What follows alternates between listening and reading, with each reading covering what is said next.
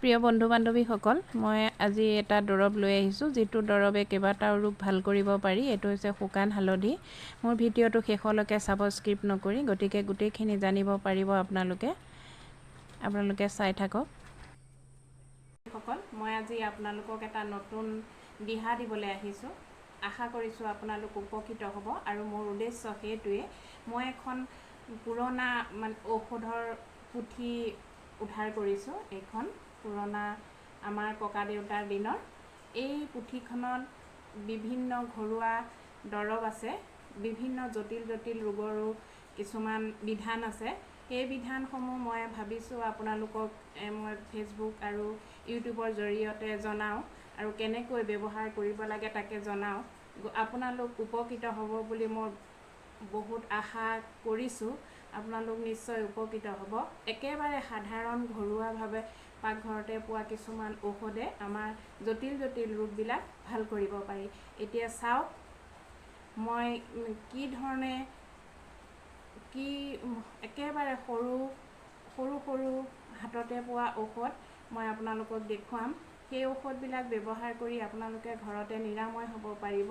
যদিহে জটিল ৰোগ ধৰে, জটিল ৰোগ হয় অসুখৰ, তেতিয়াহ'লে আপোনালোকে হস্পিটেল যাব। তাৰ আগতে এই ঘৰুৱা বিধানবিলাক ব্যৱহাৰ কৰি চাব পাৰে। আৰু অসুখ পটককৈ হস্পিটেললৈ যোৱাতকৈ ঘৰুৱা দৰৱেৰে অলপ ভাল কৰিবলৈ চেষ্টা কৰিব লাগে।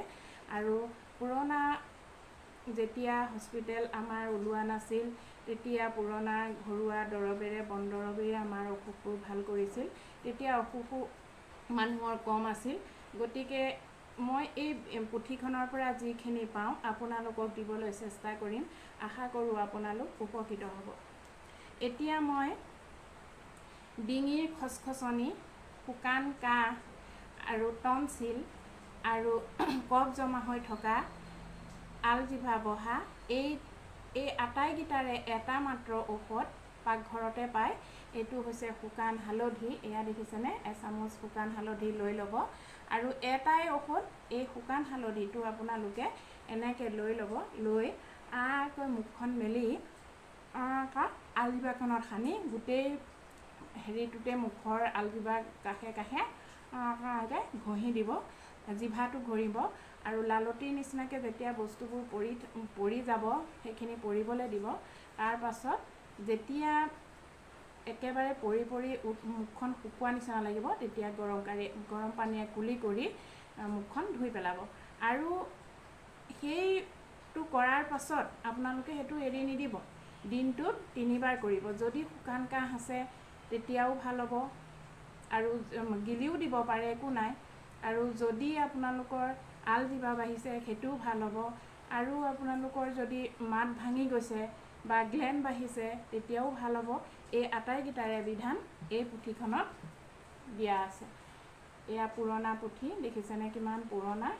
ইয়াতে মই পাইছোঁ, গতিকে আপোনালোকৰ আগত শ্বেয়াৰ কৰিম বুলি দেখুৱালোঁ। আপোনালোক উপকৃত হ'ব। আৰু আজিলৈ এনেদৰে নতুন নতুন পুৰণা ঔষধি ঘৰুৱা দৰৱ আৰু পাকঘৰতে পোৱা বস্তুৰে কেনেকৈ অসুখ নিৰাময় কৰিব পাৰি, বেমাৰ নিৰাময় কৰিব পাৰি, এই বিষয়ে মই দি যাম। আপোনালোকে চাই থাকিব, আৰু উপকৃত হ'লে মোৰ ভাল লাগিব। আপোনালোকে, আশা কৰোঁ, মোৰ ফেচবুক পেজটো আৰু ইউটিউব চেনেলটো ছাবস্ক্ৰাইব কৰি থ'ব। আপোনালোকৰ ঔষধবিলাক আপোনালোকে ৰেগুলাৰ পাই থাকিব। মই যেতিয়াই পাৰোঁ আপোনালোকক এই পুথিখনৰ পৰা বিধান দিবলৈ চেষ্টা কৰিম। আজিলৈ আহোঁ। ধন্যবাদ।